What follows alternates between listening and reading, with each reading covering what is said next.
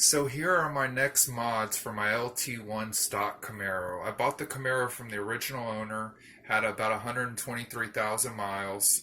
I'll go ahead and show you a couple things I purchased before I got the car running. I figured I want to do some things. I got the seal kit. There's the underdrive crank pulley. This is a Jet Stage 2 dongle. I picked this up off eBay. I might try it out. I don't know if I'm going to run the MSD digital box I have as well. I got these wires. I don't have the AC Delco Iridium plugs yet, but these are the bigger, fatter wires. Now I know with this application, the wires might have to be run above and some of them below, because these are a little thicker. So I don't know yet whether this is going to happen or not. But the headers are down here. I picked these up in Orlando. A guy sold them to me for 50 bucks. They're Hooker Super Comps, and the air stuff has been deleted. They're in good condition. They have no dings on them. 50 bucks, I mean, you can't go wrong. I think these are like $300-400 headers. I'll probably clean these up. This has a little rub mark, a little flat ding, but it's nothing to get your panties in the bunch, you know what I mean? Probably clean them up and high temp paint them and delete all these square things they've welded on here that don't really look too good. When I go through this process with these headers, I spray the outsides, and after I get done, I put another second or third coat on them. I let it dry. To make the high temperature paint work correctly. It does not work correctly if you just spray it on and let it dry. You have to cure it. To cure it, you don't want to stick it in the oven.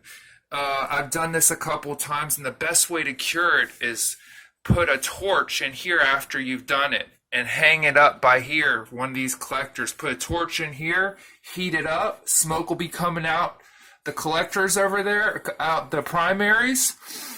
Do the same thing with the primaries on the other side, and the heat will come out. With the heat, it'll make the paint stick better and cure it. I usually scrape them down before I spray paint them, so the paint works really well and sticks. But this is a tip to make that header paint last longer. A lot of people spray it, and after a little while it just burns off because they haven't cured it in right. Well, anyway, let me get back to the project. Here's an intake I painted. I'm probably going to polish these top pieces out and probably port this out and the runners as well. Okay, let me get to suspension mods.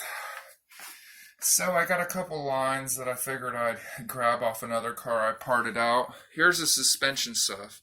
There's the 3-point braces. There's the UMI, what is that, the arm?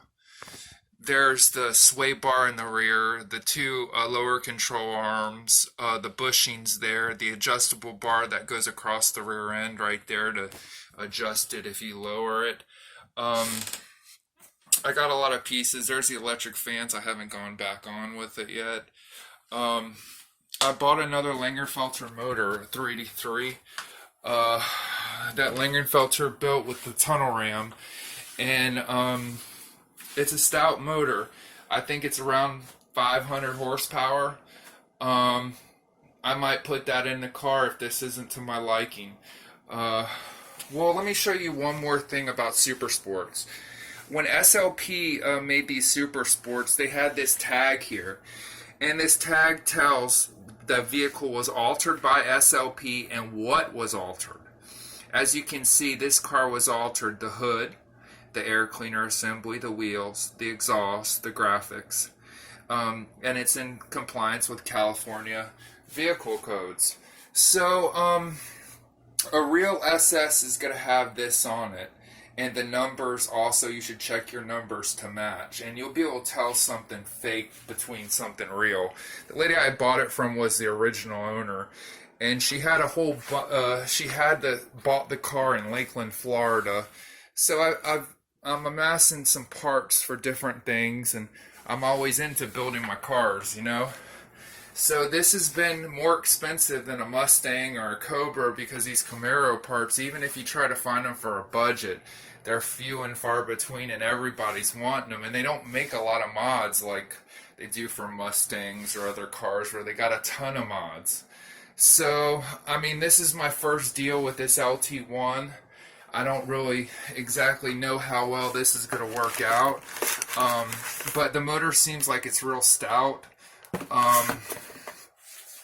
And hopefully it'll work out for me. So I'm hoping to get 350 horsepower, which is the stuff you see, spark plugs, the wires, the underdrive pulley, maybe some light port work.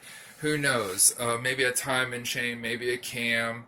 If you have any suggestions for a good aftermarket cam for LT1 that the springs will handle the lift, in the bottom of the description, write me a comment. I need to know.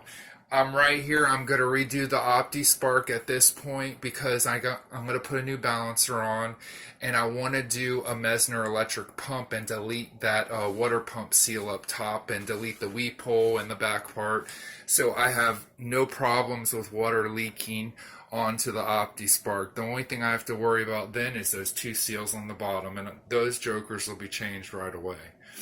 So I'm going to get it perfect. I just wanted to make sure it was running and everything was good before I went all in. Now I guess it's time to go all in and try the LT1 out. So I'm going to go all in, do a little bolt-on stuff, see if I can get 350, see how the automatic feels.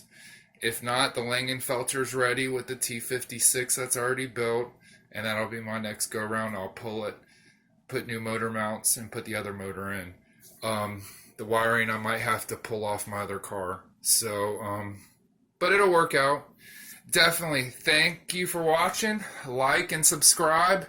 And if you can help me out and know anything about a good aftermarket cam that sounds good, that'll give a little performance where I won't have to take the heads off and change the springs, and it'll help me out, that'd be awesome. Shoot me a comment down below.